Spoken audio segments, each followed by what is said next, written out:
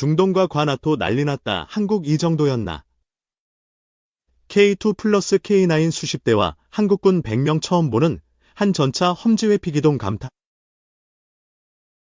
우리 군의 전차와 포병부대가 카타르에서 실시한 첫 해외 연합훈련이 성공적으로 마무리됐습니다. K방산의 대표 주자인 K2 전차와 K9 자주포가 사막 한가운데서 한국산 무기의 우수성을 과시했는데요. 자세한 소식 김연아 기자가 전해드립니다. K9 자주포가 사막을 거침없이 진격합니다. 나란히 늘어선 K9 자주포. 굉음과 함께 일제히 사격을 가하자 검게 변함포 연기가 사방을 감쌉니다. 카타르 지상군이 보유한 독일제 판처하우비처 PZ-2000 자주포와 함께 장사거리 사격으로 가상의 적을 타격합니다. K2 전차도 카타르 지상군의 독일제 레오파르트 전차와 공격 작전을 진행합니다.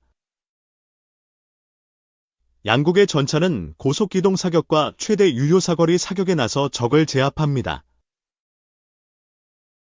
특히 K2 전차는 신형 사격 통제 장치와 장병들의 뛰어난 전투사격 능력을 바탕으로 5km 떨어진 표적을 80% 이상의 명중률로 타격하며 국산 무기체계의 뛰어난 성능을 과시합니다. 육군은 지난 14일부터 27일까지 카타르 지상군과 연합훈련을 실시했습니다. 육군의 전차와 포병부대가 해외에서 연합훈련을 한 건 이번이 처음입니다. K2 전차 4대와 K9 자주포 3운이 동원됐고 제11기동사단 장병 100여 명이 훈련에 참여했습니다. 연합전투 수행 능력을 한층 끌어올린 만큼 앞으로도 대한민국 안보를 책임질 수 있도록 임무 한수에 매진하겠습니다. 이번 훈련을 계기로 K2 전차와 K9 자주포 등 국산 무기체계에 대한 성능 설명과 탑승 체험도 진행됐는데 카타르 정부와 군 관계자들이 큰 관심을 보였습니다.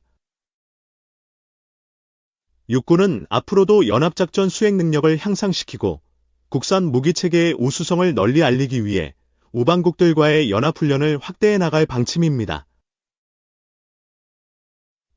요인 잡는 닌자로 변신한 AGM-114 헬파이어 미사일 5상형의 무기큐. 헬파이어 미사일의 개량형인 닌자 미사일에는 폭발을 일으키는 고폭탄 대신 45kg의 쇳덩어리가 들어있습니다. 이 쇳덩어리는 목표물 근처에서 6개의 칼날을 펼쳐서 날아가는 궤적에 있는 콘크리트와 철판 등을 뚫고 지나가 표적을 베어버립니다. 미사일이 폭발하지 않아 원하는 목표물을 제외한 부수적인 피해를 최소화할 수 있기 때문에 무리한 군사작전으로 인한 민간인 희생이라는 국제적 비난을 줄일 수 있었던 겁니다.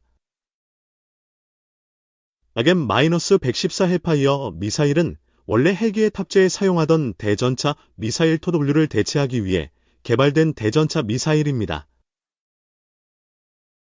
잘 아시다시피 TOW는 미사일을 발사한 뒤 미사일에 연결되어 있는 긴 줄로 목표물에 맞을 때까지 이동하지도 못하고 조종해서 맞춰야 하는 유선 조종 방식의 미사일입니다. 때문에 사거리도 짧고 미사일을 쏜 뒤 숨을 수도 없어서 생존성에도 큰 한계가 있었죠. 이런 단점을 극복하기 위해 미 육군은 1974년 헬리콥터에서 발사해 레이저 유도 방식으로 적을 추적하고 발사 후 망각 방식으로 작동하는 미사일 개발을 시작했죠. 헬파이어라는 이름도 이 헬러보언 레이저 파이어 앤드 퍼게트 미셀 이름의 영문 앞글자를 따 구어체로 읽다가 굳어진 이름입니다. 1960년대 북대서양조약기구 나토는 소련의 군사적 팽창을 막기 위해 서독 동부 국경지대의 방어망을 구축했습니다. 소련을 중심으로 한 바르샤 바조약기구는 이를 중대한 도전으로 받아들였죠. 애토군의 동진을 막기 위해 소련은 막강한 화력과 기동력을 앞세운 강력한 기갑전력을 구축하기 시작했습니다. 당시 미군이 보유하던 대전차 무기로는 격파할 수 없는 소련의 전차가 만들어진다는 첩보에 미국은 다급해질 수밖에 없었습니다. 따라서 육군에서는 헬기 기반의 대전차 미사일로 소련의 기계화 전력을 대응하겠다는 계획을 세웠고, 그래서 탄생한 미사일이 바로 헬파이어였던 겁니다. 헬파이어 미사일의 개발 과정이 그리 쉬운 것만은 아니었습니다.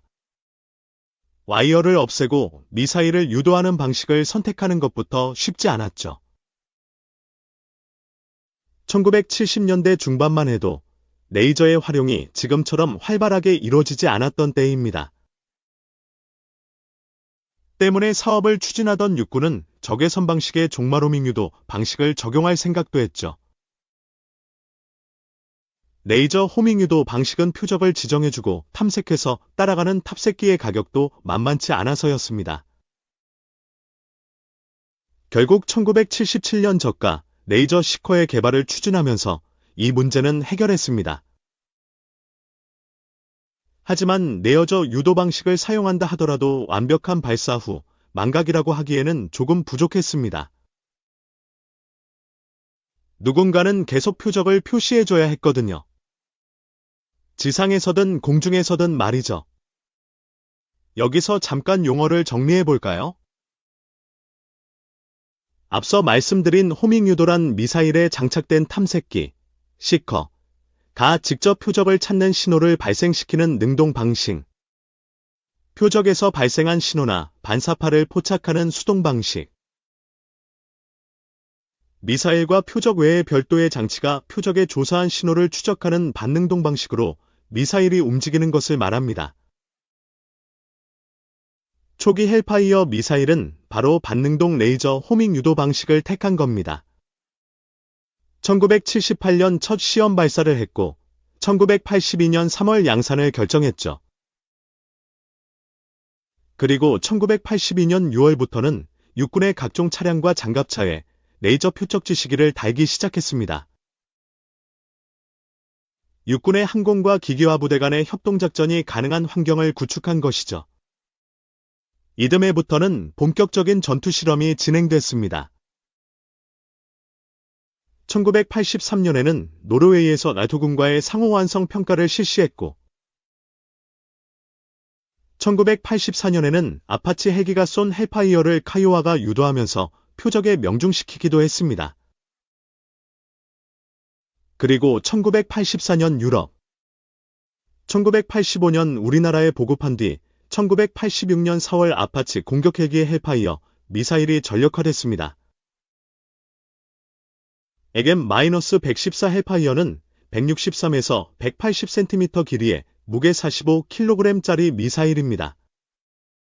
마하 1.3의 속도로 8km까지 날아가죠. 미사일은 5개의 부분으로 나뉩니다. 맨 앞쪽에는 시커, 즉 탐색기가 있고 바로 뒤에 탄두부가 있습니다.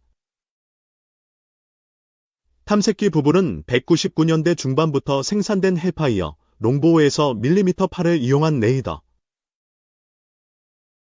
탐색기로 개선되면서 진정한 발사 후 망각 방식을 구현하고 악천후나 전장에 장애물이 있을 때도 유도할 수 있게 됐습니다.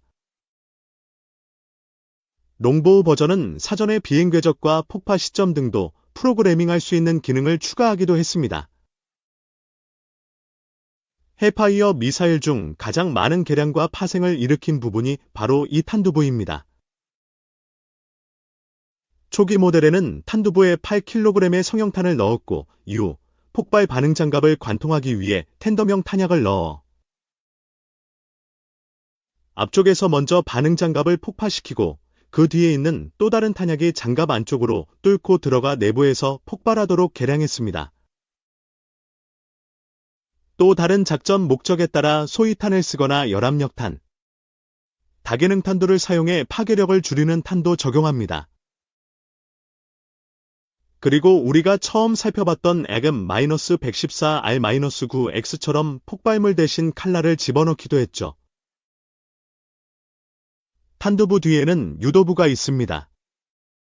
요와 롤, 피치 자이로가 있고 자동 항법 장치를 부착한 구조입니다.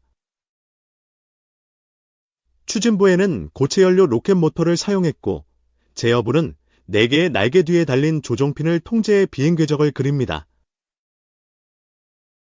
이렇게 변화무쌍한 헬파이어 미사일은 다양한 플랫폼에서 운용하면서 그 가치를 더욱 높였습니다. A-64 아파치 헬기는 물론 O-58 카이오와 A-1 제트 바이퍼, 매치-60 계열의 시호크에서도 쓰이고 유로콥터 타이거도 사용합니다. 고정익은 미 해병대에서 운용하는 KC-130J 하베스트 호크와 AC-130W 건십 등 프로끼는 물론 MQ-1 프레데터와 MQ-1C 그레이글, MQ-9 리퍼 등 무인기에서도 사용합니다. 또 프리덤급이나 인디펜던스급 연안 전투함과 이스라엘 해군의 슈퍼드보라 순찰선도 헬파이어를 채용했죠. 헬파이어 미사일이 이렇게 많은 플랫폼에서 사용되고 또 임무에 따라 다양한 개량과 파생형이 만들어질 수 있었던 이유는 바로 실전에서의 활약과 교훈이 있었기 때문입니다. 1991년 걸프전의 시작을 알렸던 사막의 폭풍 작전에서 이라크군의 방공기지와 레이더 기지를 격파하며 그 유명한 공중회랑을 열어줬던 미사일이 바로 헬파이어 미사일입니다. 이후 걸프전에서는 약 3,000발이 넘는 헬파이어가 아파치에서 발사됐고, 아파치 편대가 헬파이어 미사일로 적 전차 50대를 격파하는 기록도 세웠습니다. 헬파이어 운용 경험이 적었던 초기에는 79%의 명중률을 보였지만 시간이 지나 손에 익으면서 미 육군이 처음 목표했던 90%라는 명중률을 손쉽게 달성했죠. 다양한 플랫폼과의 결합 중 최고의 백미는 무인기와의 결합입니다. 2000년 들어 미 공군이 무인기에 무장을 결합할 결심을 했지만 그동안 공군에서 쓰던 무기는 너무 무거웠습니다.